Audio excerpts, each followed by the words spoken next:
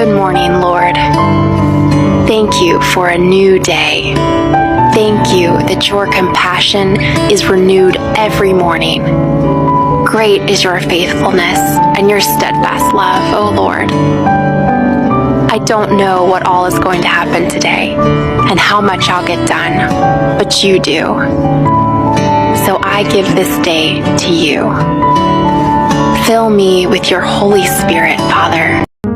Huwag ninyong gantihan ng masama ang mga gumagawa sa inyo ng masama. Gawin ninyo ang mabuti sa paningin ng lahat. Hanggat maaari mamuhay kayo ng mapayapa sa lahat ng tao. Mga minamahal, huwag kayong maghihiganti. Ipaubaya ninyo iyan sa Diyos. Sapagkat sinabi ng Panginoon sa kasulatan, Ako ang maghihiganti. Ako ang magpaparusa. Kaya, kung nagugutom ang iyong kaaway,